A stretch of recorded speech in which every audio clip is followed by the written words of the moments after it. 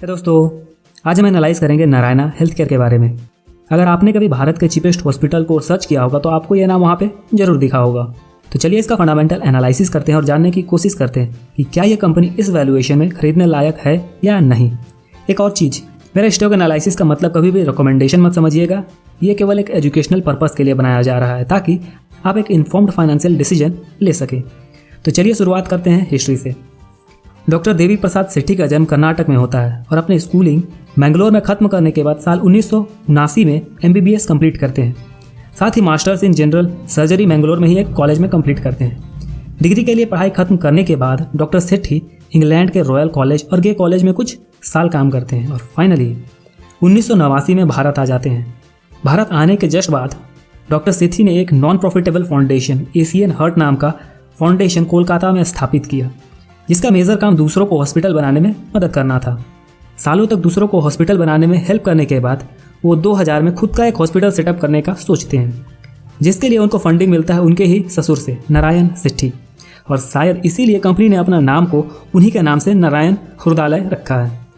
संस्कृत में हृदयालय का बेसिक मतलब हार्ट होता है, आलय का मतलब टेम्पल, तो पूरा नाम का मतलब यही है। और फाउंडेशन के थ्रू बहुतों को हेल्प करने की वजह से डॉक्टर सेठी को हॉस्पिटल बनाने में फंडिंग के लिए ज़्यादा दिक्कत का भी सामना नहीं करना पड़ा, क्योंकि ज़मीन उनको किसी से मिल गया, किसी से सॉफ्ट लोन मिल गया, तो किसी से इंफ्रास्ट्रक्चर में मदद मिल जाता है। वो कहते हैं ना कि अगर आपका काम अच्छा होगा तो आपको मदद मिलता चला जाएगा, जिसके लिए आपको मेहनत भी नहीं करना पड़ेगा ज़्यादा। वैसे ही ठीक, अगर आपको मेरा एनालिसिस का वीडियो पसंद आ रहा है तो ज़्यादा से ज़्यादा लोगों तक शेयर जरूर कीजिए, इससे यूट्यूब एल्गोरिथम में मुझे सपोर्ट मिलेगा। वैसे तो कंपनी बैंगलोर में स्टार्ट हुआ, पर अच्छा क्वालिटी एट लो कॉस्ट में होने की वजह से कंपनी काफ़ी अच्छी तरीके से एक्सपैंड होना शुरू हो गया। और कंपनी का काम को देखते हुए कुछ फंड हाउसेस ने इसमें फंड भी डाला, जैसे 2008 में JP मॉर्गन और AIG ग्रुप ने, 2014 में CCD ने। साल दर साल कंपनी ने कुछ नया इनोवेटिव काम करते हुए अपना कॉस्ट को कम किया, फिर चाहे वो डिजिटल एक्सरे मशीन बनाना हो, MRI बनाना हो, इन्वेंटरी मैनेजमेंट करना हो या डायग्नोस्टिक कंपनी से कोलैबोरेशन करना हो। बहुत सारा है, क्या क्या बताएं आपको। जहाँ एक तरफ हॉस्पिटल अपना चार्जेस को कंटिन्यूसली बढ़ाने में फोकस करती है ताकि सेल्स और मार्जिन बढ़ सके, वहीं नारायणा अपना कॉस्ट को घटाने का काम करती है ताकि और लो कॉस्ट पे वो अपना सेम सर्विस को दे सके। कंपनी के इन्हीं कामों की वजह से डॉक्टर सेठी को 2004 में पद्मश्री और 2012 में पद्म भूषण अवार्ड से नवाजा भी गया। कंपनी का शुरू से ही फोकस कार्डियक सेगमेंट में था, पर 2013 में कंपनी ने अपने नाम को नारायणा हृदयालय से नारायणा हेल्थ केयर में कन्वर्ट कर दिया ताकि कार्डियक के साथ साथ कुछ और स्पेशलिटी ट्रीटमेंट को इंक्लूड कर सके। और फाइनली 2016 में कंपनी का IPO आता है। लास्टली कंपनी ने कैनमन आइलैंड में 2018 में एक हॉस्पिटल यूनिट भी सेटअप किया ताकि US मार्केट को थोड़ा सा डिसरप्ट किया जा सके और इंडिया के आसपास के कुछ देशों में कंसल्टेंसी सर्विस भी प्रोवाइड किया। अब हम बात करेंगे कंपनी के बिजनेस मॉडल के बारे में। कंपनी का मेजर रेवेन्यू हॉस्पिटल सेगमेंट से आता है, सो हम अपना फोकस को केवल इसी पर रखेंगे। पहले समझते हैं हॉस्पिटल बिजनेस काम कैसे करती है। पहले हॉस्पिटल बनाने के लिए ज़मीन लिया जाता है, फिर कंस्ट्रक्शन किया जाता है, इक्विपमेंट खरीदा जाता है और लास्टली सर्विस देने के लिए स्टाफ्स को हायर किया जाता है। इसका पूरा मतलब बोले तो ये काफ़ी खर्चीला बिजनेस है, बहुत हाई कैपेक्स पहले शुरुआत में ही खर्च करना पड़ता है। अब बात करते हैं नारायणा का। कंपनी का टोटल 47 हेल्थ केयर फैसिलिटी है, जिसमें से 95% बिजनेस केवल 20 ओन्ड या ऑपरेटेड हॉस्पिटल से ही आता है। पर अच्छा बात यह है कि कंपनी इन 22 में से केवल 3 जगह का ही ज़मीन को ओन करती है, मतलब कंपनी का पैसा काफ़ी बच जाता है ज़मीन को नहीं खरीदने की वजह से। पर यहाँ पे खराबी ये हो सकता है कि इन फ्यूचर में कि अगर कभी लीज नहीं बढ़ा तो कंपनी को वहाँ हॉस्पिटल छोड़ना पड़ेगा, जो एक तरह से नेगेटिवली इम्पैक्ट कर सकता है कंपनी को। अगर इसका ज्योग्राफिकल डिस्ट्रीब्यूशन का बात करें तो इंडिया में कंपनी का मेजर रेवेन्यू बैंगलोर और कोलकाता से आता है, अप्रॉक्सीमेटली 60% इंडिया का रेवेन्यू, जिसमें से स्पेसिफिकली 3 हॉस्पिटल से ही मेजर सेल्स जनरेट होता है कंपनी को, जिससे पता चलता है कि कंपनी हाईली फोकस्ड है। अगर ओवरऑल का बात करें तो साउथ से लगभग बैंगलोर को छोड़ के 7%, वेस्ट से 17%, ईस्ट से कोलकाता को छोड़ के 5% और नॉर्थ से लगभग 10% के आसपास का रेवेन्यू जनरेट होता है। और अगर इसी से प्रॉफिट का बात करें तो कंपनी को साउथ और ईस्ट से इंक्लूडिंग बैंगलोर और कोलकाता प्रॉफिट जनरेशन होता है, जबकि अगर बात करें वेस्ट और नॉर्थ रीजन का तो वहाँ अभी लॉस मेकिंग है। कंपनी का टोटल 20 ओन्ड या ऑपरेटेड जो हॉस्पिटल है उसमें से 13 हॉस्पिटल प्रॉफिटेबल है, 4 ब्रेक इवन पॉइंट पे है, मतलब वो आने वाले 1 या 2 साल में आराम से प्रॉफिटेबल हो जाएगा और बाकी 3 नया है। और आपको ये पता तो होगा ही कि नया हॉस्पिटल जब भी खुलेगा तो वो लो प्राइस पे सर्विस देगा, जिसके वजह से होता ही है कि उसको कुछ साल लॉस झेलना पड़ता है क्योंकि वॉल्यूम मेंटेन कर सके। कभी भी किसी भी हॉस्पिटल को प्रॉफिटेबल होने के लिए कुछ साल टाइम तो देना ही पड़ता है। एक और चीज़ जो आपको पता होना चाहिए वो ये है कि कंपनी को लॉस की वजह से एक हॉस्पिटल यूनिट को बंद भी करना पड़ा था।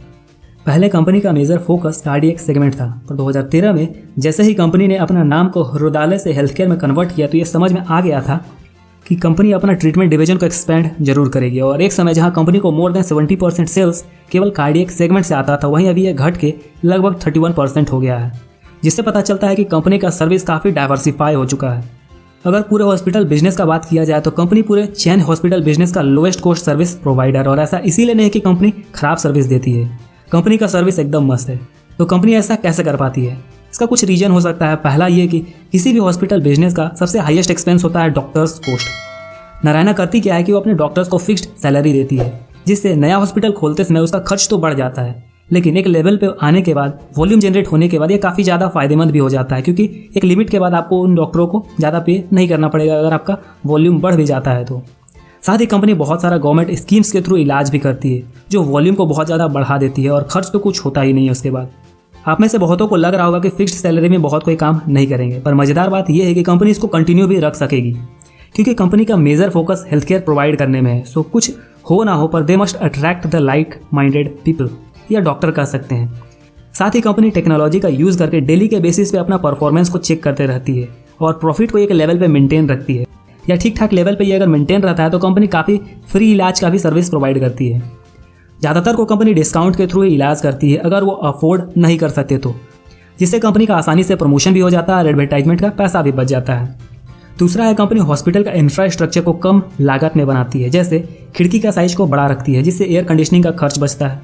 इन्वेंटरी मैनेज करने के लिए कंपनी अपना ही हॉस्पिटल में एक सेंटर खोल देती है, जिसको सेंटर बाइंग यूनिट बोलते हैं, जहां सारा सामान रहता है और वहीं से सामान को खरीदती है, जिससे कंपनी का इन्वेंटरी मैनेज करने का ज़्यादा दिक्कत नहीं होता है। और तीसरा बोल सकते हैं कि नर्स का टर्नओवर, जो काफ़ी हाई होता है हॉस्पिटल बिजनेस में, क्योंकि हर एम्बिशियस लड़की चाहती है वो इंडिया से बाहर जाए, वहाँ नर्सिंग करे, वहाँ पैसा जा रहा है। तो इसको कम करने के लिए कंपनी ने क्या किया है कि कंपनी पुअर फैमिली के कुछ गर्ल्स को ट्रेन करते हैं और उनको नर्सेस बनाते हैं, ताकि वो अपने फैमिली को भी सपोर्ट कर सके, जिससे चांसेस ये होता है कि वो as compared to highly ambitious girl, उनका बाहर जाने का रेट या churning rate as compared to highly ambitious girl थोड़ा सा कम होता है। अब बात करें सेल्स का, तो कंपनी ने पिछला 10 साल में लगभग 21.5% से अपना सेल्स को ग्रो किया है, और इन्हीं सालों में कंपनी का एक्सपेंस ग्रो किया है 21.3%। मतलब जिस रेट से सेल्स ग्रो कर रहा है उसी रेट से कंपनी का एक्सपेंस भी ग्रो कर रहा है। मतलब कंपनी एक लेवल पे मेंटेन रख के आसानी से ग्रो कर रहा है धीरे धीरे, और हम इसमें 2021 का डाटा को छोड़ दिए हैं। तो ये तो था ओवरऑल बिजनेस मॉडल कंपनी के बारे में।